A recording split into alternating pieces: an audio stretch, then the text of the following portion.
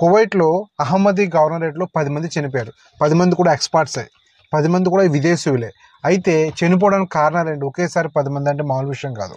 So అయితే వీళ్ళందరూ కూడా కల్తీ మద్యం తాగి చనిపోయారంటండి.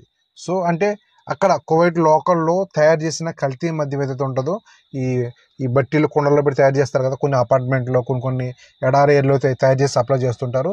సో వైట్ మద్యం అనమాట. ఈ మద్యం తాగి 10 మంది చనిపోయారంటండి.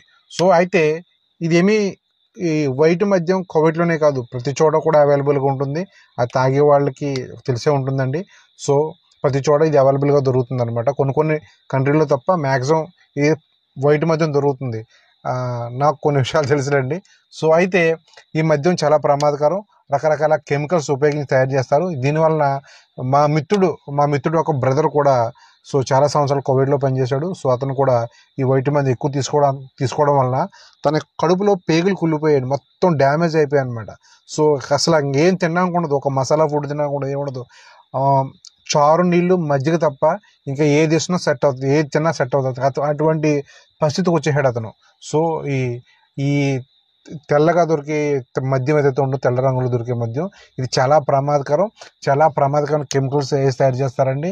సో చూడండి, మీరు భార్య పిల్లలు దేశాన్ని అందరినీ తల్లిదండ్రులు అందరినీ వదిలేసి గల్ఫ్ వెళ్తున్నారు కదా. సో మీరు డబ్బులు సంపాదించకపోయినా ఏం నష్టం లేదు. మీరు గల్ఫ్ వెళ్ళి డబ్బులు సంపాదించకపోయినా ప్రాబ్లం లేదు, కానీ ఇంటికి వచ్చేటప్పుడు మాత్రం ఆరోగ్యంగా తిరిగిరండి. సో ఎన్ని కోట్లు పెట్టినా కూడా కొనలేని ఆస్తి అంటుందంటే అది ఆరోగ్యమే. ఆరోగ్యం ఉంటే ఏదైనా చేసి బతకొచ్చు. మెయిన్ ఆరోగ్యాన్ని పాడు చేసుకుంటే ఇంకా మనిషి బ్రతుకున్నా కూడా సచిన్ శవంతో సమానం. సో గైస్, గల్ఫ్లో ఉన్న మిత్రులు ఎవరైతే ఉన్నారో, ఓకే ఎంజాయ్ చేయాలండి, కాదనట్లేదు.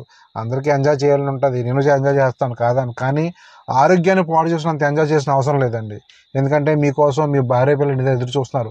మా డాడీ వస్తాడని పిల్లలు ఎదురు చూస్తున్నారు, భర్త వస్తాడని చెప్పి భార్య ఎదురు చూస్తూ ఉంటుంది. సో కొడుకు వస్తాడని చెప్పి తల్లిదండ్రులు ఎదురు చూస్తారండి. సో వాళ్ళ కోసం ఆలోచించి కల్తీ మద్యం జోలికి వెళ్ళకండి. చాలామంది సౌదీలో కానీ, కువైట్లో కానీ, ఈ బెహ్రీన్లో కానీ, ఖతర్లో కానీ కొన్ని చోట్ల ఈ కల్తీ మద్యం దొరుకుతుంది. సో వాటి జోలికి వెళ్ళి ఆరోగ్యాన్ని పాడు చేసుకోవద్దు. ఇంకో విషయం ఏంటంటే, ఈరోజు కొంత తెలుగు మిత్రులు నా మీద కోప్పడతారు కూడా, ఎందుకంటే కల్తీ మద్యం అమ్మేది కొంత తెలుగు వాళ్ళే ఉన్నారు అందులో. సో గైస్, మన నెక్స్ట్ వీడియోలో మళ్ళీ కలుద్దాం. న్యూస్ అయితే చాలా ఉందండి. కువైట్లో మనం ఎప్పుడూ కూడా వినని వింత న్యూస్లన్నీ రాశాను నేను. కానీ ఈ మద్యం న్యూస్ చూసి 10 మంది చనిపోయారని న్యూస్ చూసిన తర్వాత నాకేమో రాయబుద్ధి లేదు, అందుకోసం దీనికోసం చెప్తున్నాను. సో గైస్, గల్ఫ్లో ఉన్న మిత్రులు డబ్బులు సంపాదించడం నష్టం లేదు, కానీ ఆరోగ్యంగా ఉండండి చాలు. ఆరోగ్యమే మహాభాగ్యాన్ని ఊరికే అనలేదు పెద్దలు. ఓకే గైస్, మన నెక్స్ట్ వీడియో